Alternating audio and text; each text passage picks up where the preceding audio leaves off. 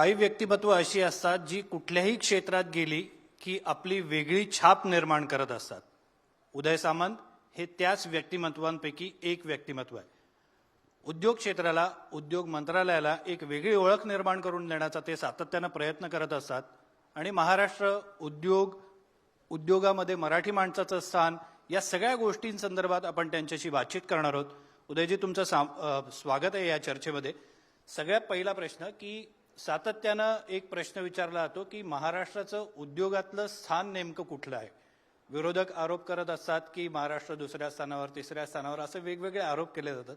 आज तुमच्या तोंडून ऐकायचे की महाराष्ट्र उद्योगाच्या बाबतीत जर बोलायचं झालं तर नेमका कुठे आहे? महाराष्ट्र हा अगदी एका वाक्यात जर सांगायचं झालं तर महाराष्ट्र हा देशाच्या उद्योग क्षेत्रामध्ये 1 नंबरला आहे. त्यांचं म्हणणं बरोबर आहे की ते ज्यावेळी सत्तेमध्ये होते त्यावेळी ते 3 नंबरला होते, 4 नंबरला महाराष्ट्र त्यांनी नेला होता.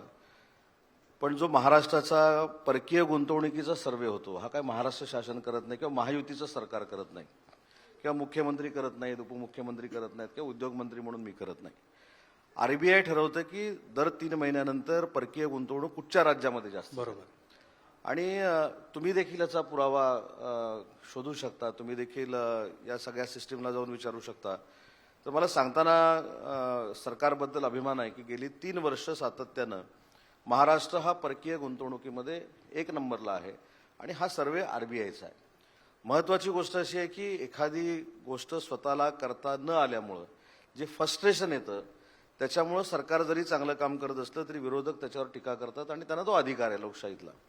पण याच्यामध्ये मी ज्यावेळी काही कार्यक्रमाच्या निमित्तानं परराज्यामध्ये जातो किंवा परदेशामध्ये जातो तर आपल्या राज्याची प्रतिमा अशी होऊ नये की आपल्यामध्ये उद्योजकांना आणण्यासाठी कुठं वाद आहेत किंवा आपण त्याच्यावर टीका टिप्पणी करतो. आणि ह्या टीका टिप्पणी मला असं वाटतं की राजकीय असू नयेत. शेवटी उद्योग जगत हे ग्रोथ इंजिन आहे आपल्या देशाचं, आपल्या राज्याचं. आणि खरोखरच मी अगदी प्रामाणिकपणाने तुम्हाला सांगेन की मी अनेक वेळा असं सांगितलं की आज NDTVच्या माध्यमातून देखील सांगतो की आपण सगळ्या पत्रकार बांधवांनी एक टीम तयार करावी. म्हणजे आरोप करणारे भरपूर आहेत, प्रत्यारोप करणारे भरपूर आहेत, पत्रकार परिषदात तर रोज सकाळीच आम्ही बघतो. परंतु कधीतरी असं अनालिसिस करणं गरजेचं आहे की तुम्ही सगळ्यांनी महाराष्ट्रामध्ये फिरलं पाहिजे. बरं. तुम्ही गडचिरोलीला गेलं पाहिजे की गडचिरोली 2 वर्षापूर्वी नक्षलवादी जिल्हा म्हणून ओळखला जायचा. आज सुरजागड सारखा प्रकल्प आहे, लॉईड्स सारखा प्रकल्प आहे, त्याच्यानंतर अनेक स्टील इंडस्ट्रीमधले JSW सारखे प्रकल्प आहेत.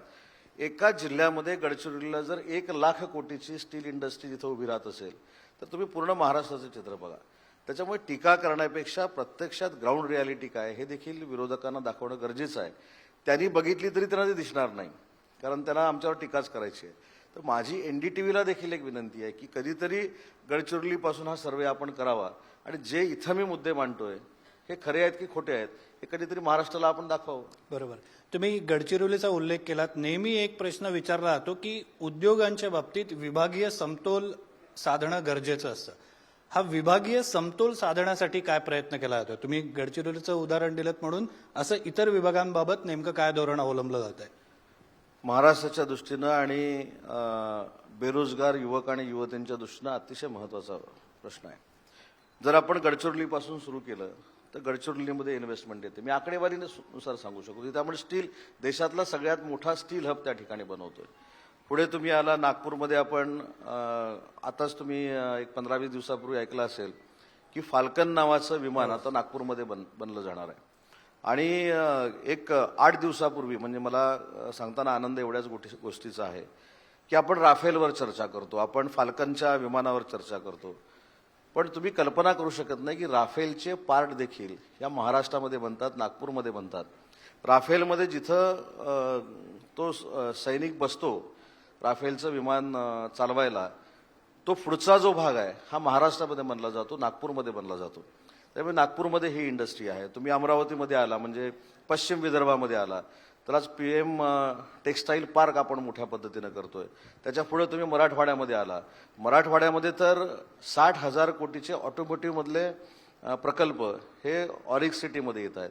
त्याच्यामध्ये MG गाडी आहे, त्याच्यानंतर किर्लोस्कर टोयोटा आहे, त्याच्यानंतर आथर आहे, अशा अनेक कंपनी त्या ठिकाणी येतात. त्याच्यानंतर तुम्ही खानदेशामध्ये जर आला, नाशिकमध्ये आला तर काल परवाच मी नाशिकला गेल्यानंतर महिंद्राने जी आमच्याकडे मागणी केलेली आहे की त्यांच्या एक्सपान्शनसाठी ती जागा आम्ही त्यांना नाशिकमध्ये देतोय. तुम्ही पश्चिम महाराष्ट्रामध्ये आला तर हुंदाईसारखा प्रकल्प आता पश्चिम महाराष्ट्रामध्ये येतोय, म्हणजे पुण्यामध्ये येतोय. पुणा हा तर मला असं वाटतं की ऑटोमेटिव्ह असेल, इलेक्ट्रॉनिक्स असेल किंवा IT सेक्टरमधला फार मोठा हब बनलेला आहे. आणि असं करत करत कायमस्वरूपी ज्या भागामध्ये निगेटिव्हिटी होती प्रकल्पाच्या बाबतीमध्ये तो म्हणजे आमचा भाग कोकण. मी त्याच्यावर येणारच होतो. म्हणजे कुठचाही प्रकल्प आला की आम्ही विरोध करतो अशी आमची प्रतिमा कदाचित क्रिएट केली गेली असेल, मला माहीत नाही.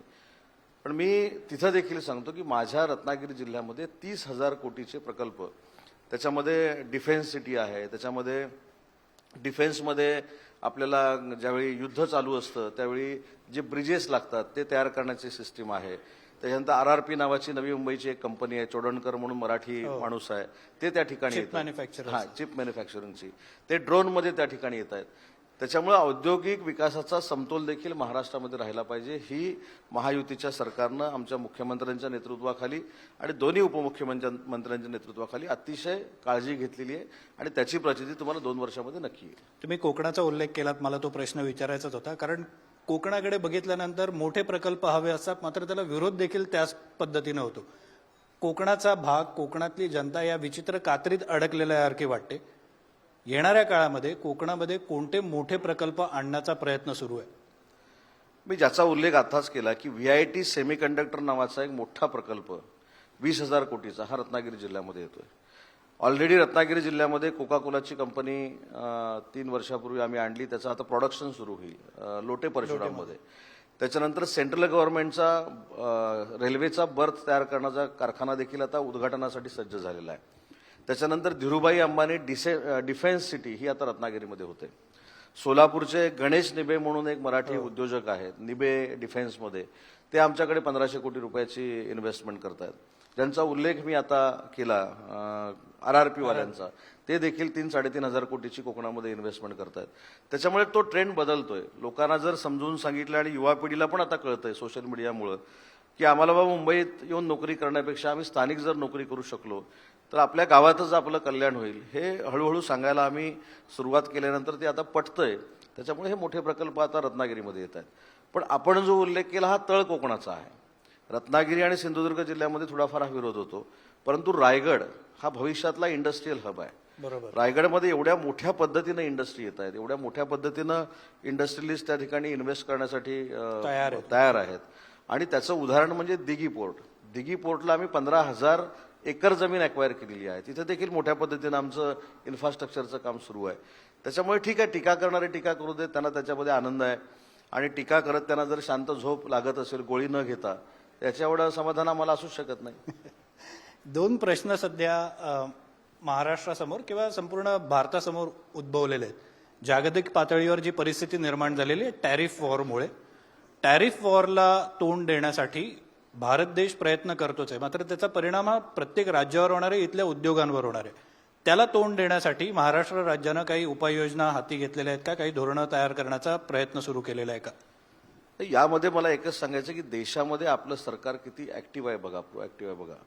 की ज्यावेळी हा निर्णय टॅरिफचा घेतला गेला त्यावेळी देशातली पहिली समिती जी महाराष्ट्राच्या इंडस्ट्रीवर, महाराष्ट्राच्या टुरिझमवर, महाराष्ट्राच्या मॅन्युफॅक्चरिंगवर, महाराष्ट्राच्या सर्व्हिस सेक्टरवर काय परिणाम करू शकते ह्याच्यासाठी मुख्यमंत्री मोदी यांनी ती समिती स्थापन केली आणि त्याची बैठक देखील झाली. आणि मला असं दाव्यानिशी वाटतं की ही बैठक देखील देशात पहिल्यांदा झाली राज्यस्तरावर.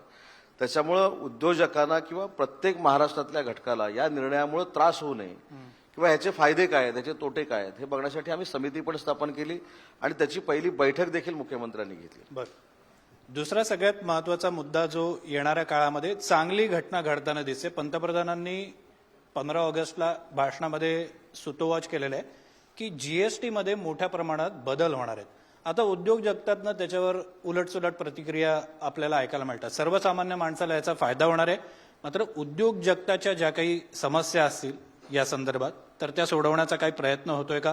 याला नेमका कसा प्रतिसाद मिळतोय? टॅक्सेशनच्या बाबतीमध्ये आपल्याला भारतातले आणि महाराष्ट्रातले नियम देखील माहिती आहेत. टर्नओव्हर किती असला पाहिजे, किती गुंतवणूक असली पाहिजे, परकीय गुंतवणुकीवर आपले रूल्स अँड रेग्युलेशन्स काय आहेत, ते काय आपण फॉलो करतो. पण याच्यातनं एक निश्चित आहे की उद्योजक असू दे, मग तो मॅन्युफॅक्चरिंगमधला असू दे किंवा सर्व्हिस इंडस्ट्रीमधला असू दे, मला असं वाटत नाही की टॅक्सेशनच्या बदललेल्या प्रणालीमुळं उद्योजक कुठं अडचणीमध्ये येईल असं केंद्र सरकार करणार नाही. कारण केंद्र सरकार देखील अतिशय चांगल्या पद्धतीनं उद्योजकांना पाठीशी घालतं, उद्योजकांना पाठीशी इन द सेन्स चांगल्या गोष्टीसाठी पाठीशी घालतं. आणि याचं एक मूर्तिमंत उदाहरण नरेंद्र मोदी साहेबांचं मी आपल्याला सांगेन की ज्या मुंबईमध्ये आज आपण हा कार्यक्रम करतोय, त्या मुंबईमध्ये देशातला पहिला वेव्हचा जो कार्यक्रम झाला मनोरंजनासाठी इंडस्ट्रीनं आता पुढं काय करायचं, हा देशातला पहिला कार्यक्रम होता. आणि अशा वेळी जर केंद्र सरकार प्रत्येक सेक्टरमध्ये उद्योजकांना पुढे नेण्याचं काम करते, तर मला असं वाटतं की टॅक्सेशनचा परिणाम कुठेही या सगळ्या गोष्टीवर होणार नाही. त्याच्यावर नक्की पर्याय काहीतरी नरेंद्र मोदी साहेब काढतील, पंतप्रधान काढतील, त्याच्यामध्ये शंका असण्याचं काही कारणच नाही. एक कोकणाचा उल्लेख झाला म्हणून कोकणामध्ये विकास व्हावा ही प्रत्येकाची इच्छा असते, पण मुंबई गोवा महामार्ग म्हटल्यावर प्रत्येकाच्या कपाळावर आठ्या येतात. खूप प्रयत्न झाले, मात्र अजूनही तो महामार्ग काही सुरू होऊ शकलेला नाही. हा महामार्ग नेमका पूर्ण होणार कधी? अनेक डेडलाईन झालेले आहेत. बघा, मी अगदी प्रामाणिकपणानं सांगतो, हा प्रश्न कदाचित आज येऊ शकतो म्हणून काल मी पूर्ण रात्र मुंबई गोवा हायवेवरनं प्रवास केला. मी रत्नागिरीचा आमदार आहे, रत्नागिरी जिल्ह्याचा पालकमंत्री आहे. मी रत्नागिरीवरनं मुंबईपर्यंत हा गाडीनं प्रवास करत आलो. ह्याच्यामध्ये पहिली गोष्ट अशी आहे की आपण एक गोष्ट अशी करतो की मुंबई गोवा महामार्गाला खड्डे पडले आहे. हे चुकीचं आहे. मुंबई गोवा महामार्गाच्या 27 किलोमीटरवर खड्डे आहेत. एकूण रत्नागिरीपर्यंतचा प्रवास हा 350 किलोमीटरचा आहे, 354 किलोमीटरचा आहे. आणि या 354 किलोमीटरपैकी फक्त 27 किलोमीटरला खड्डे आहेत. मग ते खड्डे कसे आहेत ते पण देखील सांगतो. तुम्ही माणगाव आणि इंदापूर हे दोन गावं जर बघितली तर तिथे खड्डे पडण्यापेक्षा तिथं पूर्वी बाजारपेठांनी विरोध केल्यामुळे आपण बायपास केला आणि बायपास होऊ शकला नाही म्हणून तिथं ट्रॅफिक जाम होतं. पुढे तुम्ही असंच गेला की सरळ अगदी आरवली नावाचं गाव आहे. म्हणजे ही नावं मुद्दाम का सांगतो, कारण काही आमचे विरोधक मुंबई गोवा महामार्गाला खड्डे पडलेत हे त्यांना दिसतं. तिथे फक्त 4.5 किलोमीटरची जी लेंथ आहे ही 2 लेन व्हायची राहिली आणि ब्रिजेस सुरू आहेत. मुद्दा असा राहतो की मी देखील काल 6 तासामध्ये मुंबईला पोहोचलो. बरं. आणि हा प्रवास करत असताना माझ्याबरोबर नॅशनल हायवेचे मुख्य अभियंता देखील होते. त्याच्यामुळं खड्डे नाहीत 21 किलोमीटरला असं मी म्हणणार नाही. काही कॉन्ट्रॅक्टर लोकांच्या चुकीमुळे हे झालं, पण मी दाव्यानिशी सांगतो की पुढच्या गणपतीमध्ये तुमच्याकडे अशी शंका येणार नाही. आता आमचा चाकरमानी म्हणायचा की कोकणकर म्हणायचा, आता नंतर आपण बघू. पण आमचा जो कोकणवासी आहे, आमचा जो कोकणकर आहे, जो आमचा रत्नागिरीतला, सिंधुदुर्गातला, मुंबईमध्ये राहणारा जो माणूस आहे, तो सुखानं तुम्हाला सांगेल, आनंदानं सांगेल की आम्ही 3.5 तासामध्ये पनवेलवरनं रत्नागिरीला पोहोचलो आणि 5 तासामध्ये सिंधुदुर्गामध्ये पोहोचलो. तुम्ही मुंबईकरांचा, कोकणवासियांचा उल्लेख केलात. मराठी भाषेवरनं सध्या बरंच राजकारण सुरू असल्याचं बघायला मिळतंय. शिवसेना हा मराठी माणसाची बाजू घेऊन लढणारा पक्ष म्हणून उभा असल्याचं आपल्याला सातत्यानं पाहायला मिळतं. शिवसेनेचं विभाजन झाल्यानंतर तुमचे एकेकाळचे पक्षप्रमुख आता तुमच्यावर टीका करतायत की तुम्ही मराठी माणसाचा कैवार घेत नाही, मराठी माणसाला तुम्ही वाऱ्यावर सोडलंय. या सगळ्या गोष्टीचा साक्षीदार खरं मी आहे. म्हणूनच तुम्हाला हा प्रश्न मी आहे. ज्यावेळी उच्च व तंत्रशिक्षण विभागाचा मंत्री होतो त्यावेळी मुख्यमंत्री युबीटीचे आताचे पक्षप्रमुख मुख्यमंत्री होते. आणि त्यावेळी असा निर्णय झाला की डॉक्टर माशेलकर साहेबांच्या अध्यक्षतेखाली न्यू एज्युकेशन पॉलिसी जी आलेली आहे, म्हणजे त्याच्यामध्ये अजून एक शंका सांगतो. त्यावेळी शंका अशी होती की न्यू एज्युकेशन पॉलिसी ही आपण गृहीत धरायची की धरायची नाही, याच्यासाठी खरी ती समिती स्थापन केली गेली. त्याच्यामध्ये डॉक्टर माशेलकर होते, त्याच्यानंतर भालचंद्र मुणगेकर होते, त्याच्यानंतर काही उद्योजक होते, काही जबरदस्तीने त्याच्यामध्ये घातलेले शिवसेनेचे उपनेते देखील होते. अच्छा. कायदे तज्ज्ञ म्हणून, शिक्षक तज्ज्ञ म्हणून घातलेले होते. मी साक्षीदार त्याचा आहे. आणि ही समिती केल्यानंतर ह्या समितीने एक अहवाल तयार केला. त्या अहवालामध्ये माझ्याकडे आता जर हा प्रश्न तुम्ही विचारला असेल, पुरावाच घेऊन आलो असतो. त्याच्यामध्ये एक पॅरा असा आहे की 1ली पासून 12वी पर्यंत मराठी, इंग्रजी आणि हिंदी या 3 भाषा सक्तीच्या करणं गरजेचं आहे. बरं. आणि नुसतं 1ली, 2री, 3री, 4थी नाही, 1ली पासून 12वी पर्यंत सक्ती करणं गरजेचं आहे. आणि हे कंपल्शन न्यू एज्युकेशन पॉलिसीमध्ये सरकारनं करावं अशा पद्धतीचा अहवाल माशेलकर समितीने दिला. आणि जे आता आम्हाला मराठीचं पावित्र्य सांगतायत, मराठीबद्दल काही गोष्टी आम्हाला सांगतायत, त्याच मुख्यमंत्र्यांनी हिंदी सक्तीकरणीचा ठराव हा कॅबिनेटमध्ये 27 फेब्रुवारी 2022 22ला स्वीकारला, 2020ला स्वीकारला. आता हिंदी सक्ती करायचा ठराव कोणी स्वीकारला? पण त्यांचं म्हणणं आहे की लागू नाही केला म्हणून. नाही. मी तुम्हाला आजही ट्विट दाखवू शकतो. आजही मुख्यमंत्र्यांचं माहिती कार्यालय जे आहे त्याचं ट्विट दाखवू शकतो. त्याच्यामध्ये त्यांनी स्पष्ट असं म्हटलेलं आहे की आज मी डॉक्टर माशेलकर समितीचा अहवाल स्वीकारला. महाराष्ट्राच्या शैक्षणिक उन्नतीसाठी हा अहवाल अतिशय महत्त्वाचा आहे आणि म्हणून याची तातडीनं अंमलबजावणी करण्याची भूमिका मुख्यमंत्री म्हणून मी घेईन डॅश मुख्यमंत्री, असं त्यांचं ट्विट आहे. आता कदाचित कोणीतरी त्यांच्या नावानं केलं असेल, त्याचवेळी चौकशी लागली असेल तर तो महाभाग पण सापडला असता. पण आता हा मराठीचा राहिलेला नाही, हा महानगरपालिका आणि मतांचा झालाय. त्याच्यामुळे त्यांनी हिंदी सक्ती करून आज मराठीचं गुणगान गाणं हे फार चुकीचं आहे. पण दुसरी एक महत्वाची गोष्ट सांगतो की मी मराठी भाषेचा मंत्री आहे. मराठी भाषेचा मंत्री असताना ह्या 1 वर्षामध्ये आम्ही मराठी भाषेसाठी काय केलं याचा अभ्यास पण त्यांनी केला पाहिजे. आज परदेशामध्ये मराठीची जी मंडळं आहेत ती यांच्या कालावधीमध्ये 17 होती. आम्ही 50 करण्याचा निर्णय घेतला. आम्ही 74 ठिकाणी जाण्याचा निर्णय घेतला. विश्व मराठी संमेलन आम्ही करतोय. मराठी भाषेचं देशातलं सगळ्यात चांगलं भवन आम्ही नरमन पॉईंटला उभं करतोय. ऐरोलीला आपण उपकेंद्र उभं करतोय. त्याच्यानंतर बाल साहित्य संमेलन यावर्षीपासून आपण घेणार आहोत मराठीचं. महिलांसाठी महिला साहित्य संमेलन आपण घेणार आहोत मराठीचं. त्याच्यानंतर तरुणांसाठी युवा साहित्य संमेलन आपण घेणार आहोत मराठीचं. त्याच्यामुळं या सगळ्या गोष्टी फक्त महाराष्ट्रापुरत्या मर्यादित न राहता मराठी पुस्तकांचं गाव आम्ही काश्मीरला करतोय. मराठी पुस्तकांचं गाव आम्ही अमेरिकेमध्ये करतोय. मराठी पुस्तकांचं गाव यांच्या कालावधीमध्ये ज्या कुसुमाग्रजांच्या नावानं आम्ही दिवस साजरा करतो त्यांच्या गावामध्ये पण नव्हतं, ते आपण सुरू केलंय. केशवोत्सव स्मारकामध्ये आपण सुरू केलंय. त्याच्यामुळे मराठीच्या बाबतीमध्ये मला असं वाटतं की काम करून दाखवणं गरजेचं आहे. इलेक्शन आलं की मराठी मला किती आवडते आणि मराठी बोललं पाहिजे. अजून एक तुम्हाला सांगतो महत्वाची गोष्ट, जो प्रयत्न आम्ही 2 महिन्यामध्ये करणार आहोत. महाराष्ट्रातल्या प्रत्येक माणसाला मराठी बोलता आलं पाहिजे.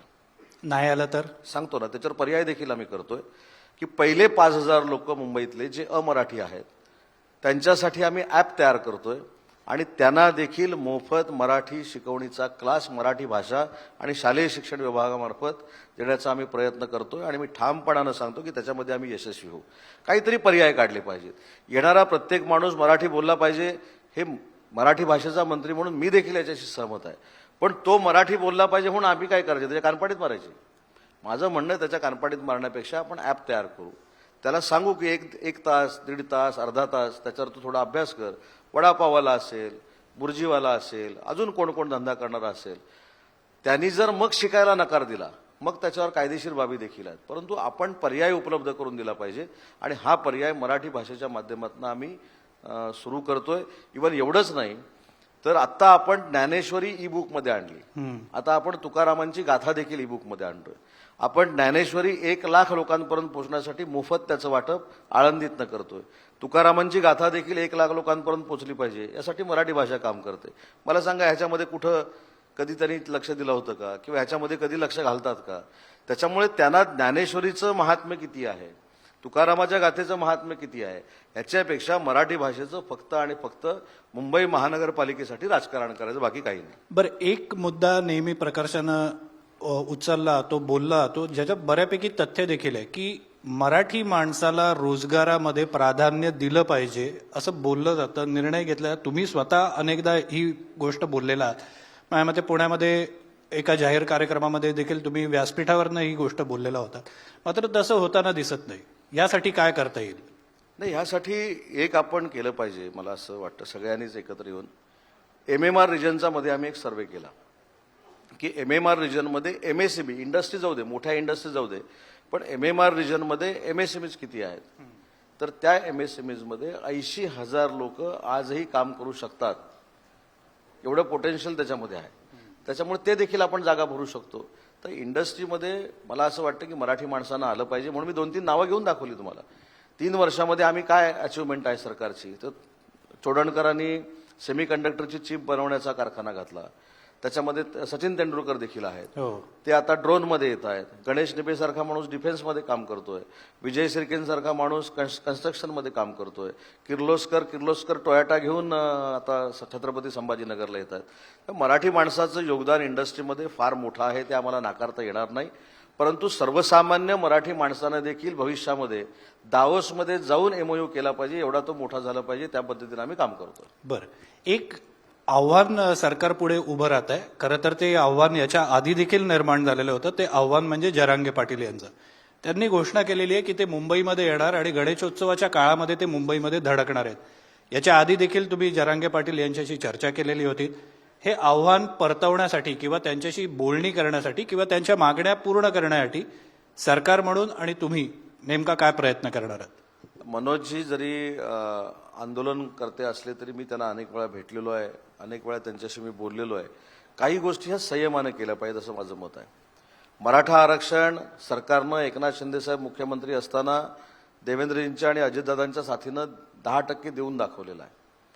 सारथीमध्ये असेल किंवा अन्य महामंडळामध्ये असेल, मराठा समाजाच्या मुलांना कशा पद्धतीनं न्याय देता येईल ही देखील सरकारची भूमिका आहे. मराठा समाजाच्या कुठच्याच व्यक्तीवर अन्याय होणार नाही ही देखील सरकारची भूमिका आहे आणि सरकार त्या बाबतीमध्ये पावलं टाकते. याचं उत्तर देत असताना अजून एक महत्त्वाची गोष्ट मी सांगेन की पहिल्यांदा जे आरक्षण दिलं ते देवेंद्रजी फडणवीस साहेबांनी दिलं. ते सरकारमध्ये टिकलं, ते हायकोर्टामध्ये टिकलं, पण नंतर सत्ता परिवर्तन झालं आणि मराठा समाजाचं आरक्षण निघून गेलं.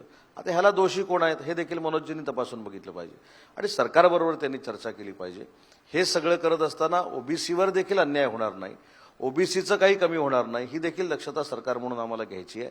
आणि सगळ्यात महत्त्वाची त्या समितीवर पुन्हा एकदा मी देखील त्या समितीवर काम करतोय. तर मनोजजींना माझी विनंती आहे की गणपतीचा फार मोठा उत्सव आहे, मुंबईमध्ये तो फार मोठ्या ताकदीनं साजरा केला जातो. त्याच्यामुळे कुठेही लॉ अँड ऑर्डर होणार नाही किंवा लोकांना त्रास होणार नाही अशी भूमिका घेऊन त्यांनी समंजसपणानं पावलं टाकली पाहिजे. एक नेहमी बघितलं जातं की तुम्ही वेगवेगळ्या राजकारण्यांची भेट घेता. त्याच्यामध्ये चर्चा होती ती राज ठाकरेंना भेटल्यावर. राज ठाकरेंसोबत नेमक्या तुमच्या काय गप्पा होतात? त्या अराजकीय असतात का त्याच्यामध्ये राजकारण पण असतं? मी राजसाहेबांना ज्यावेळी भेटतो किंवा पुढे देखील भेटू शकतो असं काही नाही, पण त्याच्यामध्ये राजकीय काही चर्चा नसते. मी तुम्हाला अनेक वेळा सांगितलं की राजसाहेबांशी बोलल्यानंतर त्यांच्यातला साहित्यिक बघायला मिळतो, त्यांच्यामधला कलाकार बघायला मिळतो. ते अनेक अनुभव सांगतात.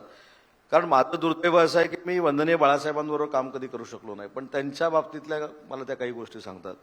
परंतु मी गेल्यानंतर चर्चा होती की मला शिंदे साहेबांनी आता युतीसाठी पाठवलंय, देवेंद्रजींनी युतीसाठी पाठवलंय. पण मी अनेक वेळा सांगितलंय की मी खिचडी खायला जातो, पण ती करोनातली खात नाही, त्यांच्या घरची खातो. त्याच्यामुळे मी खिचडी खायला गेलो की बाकीच्या ठिकाणी उगाचच खिचडी बनवण्याचा किंवा पकवण्याचा कार्यक्रम सुरू असतो. मी आजही व्यासपीठावरनं सांगतो की राजसाहेबांनी जर मला फोन केला आणि सकाळी ये गप्पा मारायला सांगितलं तर कशाला राजकारण्यांना राजकारण्यांची ॲलर्जी असू नये. हा एक अतिशय संस्कार आपल्या महाराष्ट्राचा आहे जो यशवंतराव चव्हाण साहेबांपासून चालत आलेला आहे. परंतु काही लोक त्याच्यामध्ये पाळत नाहीत. काही लोक तर तुम्ही जर बघितला तर राजकारणामध्ये कधी कधी आपल्यालाच कमाल वाटते. म्हणजे भारत पाकिस्तान असल्यासारखं. म्हणजे आम्ही आता गुवाहाटीला गेलो म्हणून आम्ही पाकिस्तानी झालोय. काही लोकांना वाटेल ते बोलायचं, कमरेखालचे वार करायचे. हे राजकीय संस्कृती महाराष्ट्राची नाही. आणि म्हणून मी अभिमानानं सांगतो, मी माझ्या 25 वर्षाच्या राजकीय कारकिर्दीमध्ये टीका केली असेल पण ती तत्वाला धरून केली. पण कोणाचं तरी बदनामी करायची, कोणाच्या तरी घरापर्यंत पोचायचं, त्यांच्यावर टीका करायची ही संस्कृती आपली नाही. त्याच्यामुळे मला आपल्याला देखील विनंती करायची आहे की असे जे काही लोक पत्रकार परिषदे घेतात, अशा पद्धतीने जे काही वाईट बोलतात, एवढंच नाही महिलांना शिव्या घालतात, अशा लोकांना तुम्ही देखील कुठेतरी समजवलं पाहिजे की बाबा हा महाराष्ट्र छत्रपती शिवाजी महाराजांचा महाराष्ट्र आहे. ज्या डॉक्टर बाबासाहेब आंबेडकरांनी घटना लिहिली त्या घटनाकारांचा महाराष्ट्र आहे. छत्रपती संभाजी महाराजांचा महाराष्ट्र आहे. त्याच्यामुळे ती संस्कृती पाळली गेली पाहिजे. तुम्ही खिचडीचा उल्लेख केला तर राजकारणामध्ये काही खिचडी नवीन शिजण्याची शक्यता आहे का राज ठाकरेंसोबत? नाही, राजकारणातली खिचडी ही सांगून शिजवली जात नाही ना, ती अचानक शिजवली जाते. त्याचे बघू, ठीक आहे. आणि दुसरं असं आहे की युतीबद्दल आपण जे म्हणतो राजसाहेबांच्या आणि युबीटीच्या, त्याच्यावर देखील मी अनेक वेळा भाष्य केलं. माझं वैयक्तिक भाष्य की ठीक आहे, अजून महानगरपालिकेच्या निवडणुका लागायच्या आहेत, 227 सीटचं वाटप व्हायचं आहे, त्याच्यामध्ये अजून काय काय व्हायचं आहे. त्याच्यानंतर राजसाहेब कदाचित हा देखील त्यांना प्रश्न विचारतील की ज्या राहुल गांधींनी महाराष्ट्रातल्या स्वातंत्र्यवीर सावरकरांबद्दल जे वाईट आणि हीन दर्जाचं वक्तव्य केलेलं आहे त्याच्याबद्दल युबीटीची भूमिका काय. ठीक आहे, अनेक प्रश्न अजून येतील ना, आणि आम्हाला अपेक्षा आहे की राजसाहेब त्यांना विचारतील. एक शेवटचा प्रश्न की महापालिका निवडणुका जवळ आलेल्या आहेत. प्रत्येकाला हा प्रश्न पडलेला आहे की महायुती म्हणून सगळ्या स्थानिक स्वराज्य संस्थांच्या निवडणुका लढवणार का शिवसेना काही ठराविक स्थानिक स्वराज्य संस्थांमध्ये स्वतंत्र निवडणूक लढवणार? शिवसेना म्हणून आमची भूमिका स्पष्ट आहे की महायुतीनंच सगळ्या आम्ही निवडणुका लढवणार आहोत. तालुका पंचायत समितीपासून मुंबई महानगरपालिकेपर्यंत सगळ्या निवडणुका आम्ही महायुतीनं लढवू. आणि जसं विधानसभेला काही लोक मुख्यमंत्रीपदाचे कोट घालून मतमोजणीच्या आदल्या दिवशी झोपले पण होते कोट घालून, सकाळी आता आपण मुख्यमंत्री होणार, त्याच्यातले काही पराभूत देखील झाले, तीच परिस्थिती स्थानिक स्वराज्य संस्थेला होणार आहे. महायुतीचाच भगवा प्रत्येक ठिकाणी फडकणार. 2 महापालिकांबद्दल स्पेसिफिक विचारतो. मुंबई आणि ठाणे, महापौर कोणाचा बसणार? शिवसेनेचा बसणार का? नाही, भूमिका अशी आहे की ज्यावेळी महायुतीनं आपण हे सगळं लढतो ते काही अधिकार हे नेत्यांना दिलेले असतात. म्हणजे जसं मुख्यमंत्री देवेंद्रजी फडणवीस हे भाजपाच्या संदर्भातले निर्णय घेतात, तसे तत्कालीन मुख्यमंत्री आणि आमचे नेते, मुख्य नेते एकनाथ शिंदे साहेब आमच्या पक्षाचे निर्णय घेतात. त्याच्यामुळे मगाशी जे आशिषजींनी सांगितलं की हे 3 नेते आणि मित्रपक्षाचे सगळे नेते बसून एकत्र बसतील आणि 100% याच्यावर सकारात्मक विचार करून महायुतीचाच महापौर हा मुंबई आणि ठाणे महानगरपालिकेवर बसेल. उदयजी, धन्यवाद. तुम्ही आम्हाला वेळ दिलात. विनंती आहे की तुम्ही इथेच स्थानापन्न राहावं, कारण पुढचा संवाद तुमच्यासोबत जितेंद्र दीक्षित हे हिंदीमध्ये करणार आहेत.